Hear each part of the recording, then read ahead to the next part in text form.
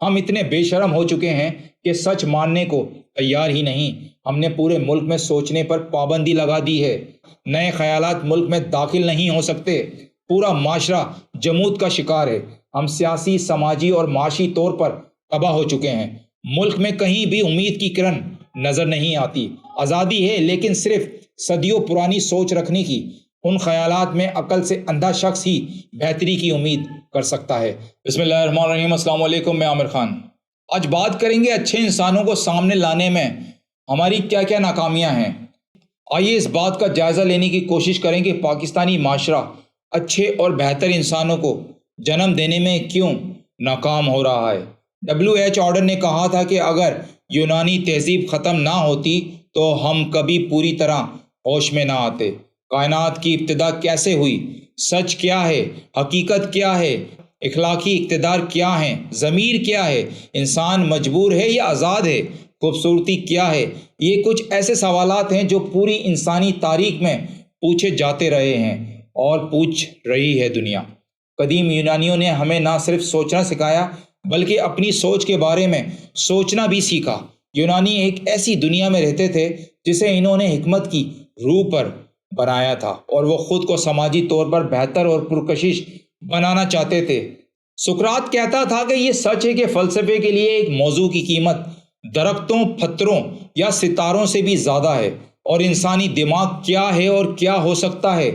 سوچنا، سیکھنا، یاد رکھنا، جاننا، نئے خیالات کی تخلیق اور علم کا تحفظ انسان ہونے کے اوصاف ہیں۔ آزادی، سلامتی، خوراک، امن، خوشی، ٹھکانہ اور لذت انسان کے اولین خوابوں میں سے ہے۔ انسان ان خوابوں کا سہارا لے کے آگے بڑھتا ہے۔ انہی کی وجہ سے ہی ایک مہذب انسان وحشی وجود سے پیدا ہوا۔ شروع میں اس کے خوابوں کو جنگلی جانوروں نے کچل دیا اور پھر وحشی لوگوں نے، لیکن وہ اپنے ساتھ ساتھ ان خوابوں کی حفاظت کرتا رہا۔ قدیم یونانی جانتے تھے کہ انسان کی شروعات بہت ہی نچلی سطح سے ہوتی ہے، بلکہ وحشیانہ سطح سے ہوتی ہے۔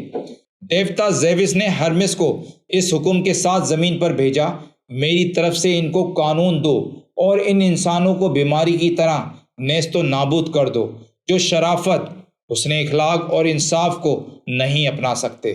تصور یہ تھا ناظرین کہ انسان کی تعلیم اور ترقی قانون کے ذریعے ممکن ہے، اور تہذیب اسی پر منحصر ہے، کیونکہ اس کے ذریعے اخلاقی اور معاشرتی خوبیاں عام ہوتی ہیں اور ایک اچھے اور بہتر انسان کی پیدائش ممکن ہو جاتی ہے۔ پھر ان میں سے اچھے اور اچھے حکمران فراہم کیے جاتے ہیں۔ ہومر کے مطابق اچھے اور بہتر انسان کا تصور 4 بنیادی خصوصیات پر منحصر ہے: بہادری، عفت، انصاف اور حکمت۔ 3 مداراج ہیں جو انسان کی زندگی کو متاثر کرتے ہیں۔ سب سے پہلے اس کا اپنا گھر، دوسرا جہاں سے وہ علم حاصل کرتا ہے، اور تیسرا اس کا معاشرہ۔ دوسرے 2 مکاتب فکر کے مقابلے میں معاشرے کا انسان پر سب سے زیادہ اثر ہوتا ہے۔ آئیے اس بات کا جائزہ لینے کی کوشش کریں کہ پاکستانی معاشرہ اچھے اور بہتر انسانوں کو جنم دینے میں کیوں ناکام ہو رہا ہے۔ ہمارے معاشرے میں لاکھوں بچے ایسے گھروں میں پیدا ہوتے ہیں جہاں وہ روز اول سے ہی گندگی، بھوک، غربت، بیماری اور جہالت کا سامنا کرتے ہیں۔ اس سب کے درمیان رہتے ہوئے وہ شعور کی دہلیز پر قدم رکھتے ہیں اور غصے اور نفرت کی علامت بن جاتے ہیں۔ جی ہاں ناظرین، یہ سب نہ تو مجرم ہیں اور نہ ہی گنہگار۔ ان کا قصور صرف یہ ہے کہ وہ ایسے معاشرے میں پیدا ہوئے جس نے ان کی قسمت کو اندھیروں سے بھر دیا، اور وہ اندھیرا ان کے خوابوں، خواہشات اور خیالات سمیت نگل گیا۔ اس وقت دنیا کے سامنے سب سے اہم فکر یہ نہیں کہ لوگ گناہوں سے کیسے دور رہ سکتے ہیں، بلکہ ثقافتی اور سماجی نظام میں کیا تبدیلی لائی جائے تاکہ لوگ بھوک سے نہ مریں۔ کنفیوشن کے مطابق ریاست کا مقصد فلاح و بہبود فراہم کرنا ہے۔ معاشی انصاف اب اعلیٰ ترین اخلاقی آئیڈیل ہے۔ ہماری اشرافیہ ملک کو باقی دنیا کے مخالف سمت میں چلانے کے لیے پرعزم ہے۔ ہم آتش فشاں کے دہانے پر بیٹھے ہیں کیونکہ ہم نے بھوکے اور بے اختیار لوگ پیدا کیے ہیں۔ ایک ملک تب مستحکم ہوتا ہے جب اس کے لوگ مضبوط اور خوشحال ہوں، کیونکہ بھوکے اور بیکار لوگوں کی فوج کسی بھی ملک کے لیے بہت خطرناک ہوتی ہے۔ در حقیقت ہمیں مسائل کے انتقام کا سامنا ہے۔ ہم اتنے بے شرم ہو چکے ہیں کہ سچ ماننے کو تیار ہی نہیں۔ ہم نے پورے ملک میں سوچنے پر پابندی لگا دی ہے۔ نئے خیالات ملک میں داخل نہیں ہو سکتے۔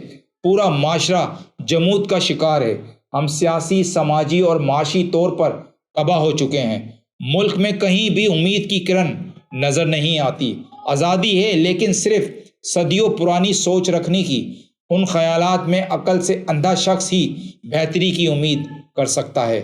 اگر قدیم یونانی ہمارے حالات دیکھ لیتے تو وہ اپنا ذہنی توازن کھو بیٹھتے، جس طرح لوگ اب کھو رہے ہیں۔